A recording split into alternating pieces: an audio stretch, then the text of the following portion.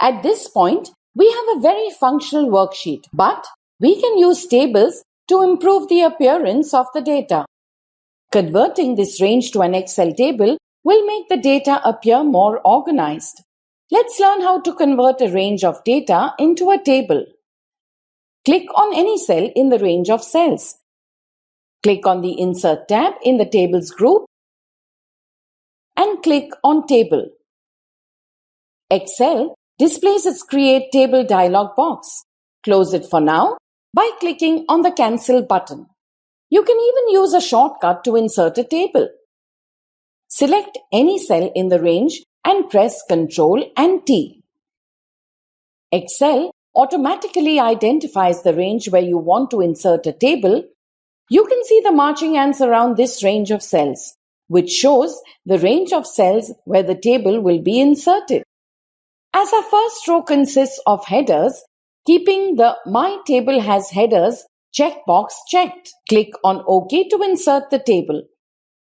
When you create a table, Excel applies the default table style. If you prefer a different look, you can easily change the entire look of the table. Click on any cell in the table. In the Design tab, under Table Tools, the Table Style group contains various options.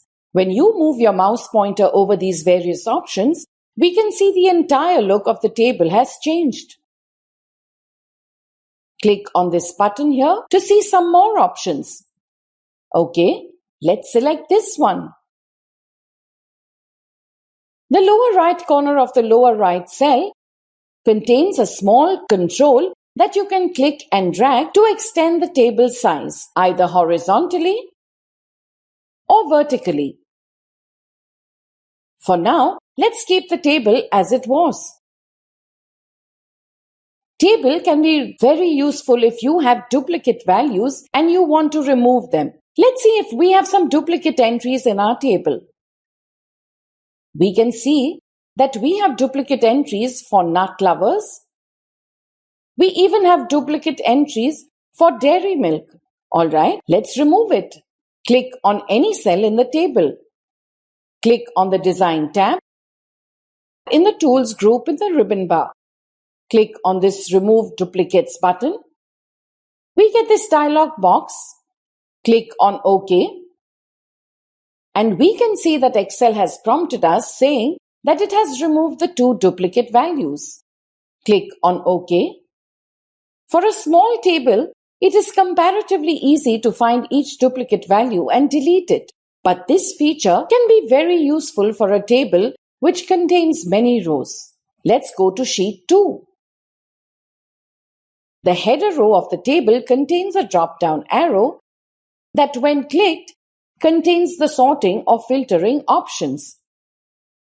You can sort by name or in an alphabetical order. Let's filter the chocolates by the name. In this case, let's filter the chocolates that are made by Mars. Click on this checkbox next to Select All. You can see all the check marks are removed. Click on the checkbox next to Mars, as we want the list of chocolates made by Mars. Click on OK. And you can see that now only chocolates made by Mars are shown. When a column is sorted, the drop-down list in the header row displays a different graphic to remind you that the table is sorted by that column. To make the entire list appear again, click on this drop-down arrow and click on the checkbox next to Select All. Click on OK. And now the entire list appears again. Click on any cell in the table. Click on the Design tab under Table Tools. The table style options contain these various checkboxes. When you click on the first column checkbox, the data in the first column will become bold. Clicking it again will undo the formatting. Similarly, the last column checkbox will make the content in the last column bold. When your data is in the form of a table, you can perform some calculation without entering formulas. Click on the Total Rows checkbox. And you can see that in the bottom of the total of the entire column is displayed. Click on the cell where the total appears. When you click on it, you can see a drop-down arrow appears on the right-hand side of the cell. Click on the drop-down arrow. Here you can see the various functions that you can use, like average, maximum, minimum, and count. You can get the total for any of the remaining cells in this row. Just click on the cell where you want the total. When you get the drop-down arrow, click on it and select Sum. There is one more thing to notice when you have a table entered in a sheet. When you scroll down, Excel displays the table column heading in place of the column letters. The table headings replace the column letters only when a cell within the table is selected.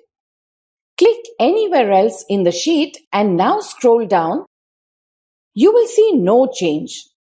Okay, now that we know how to insert table, let's see how to delete the table.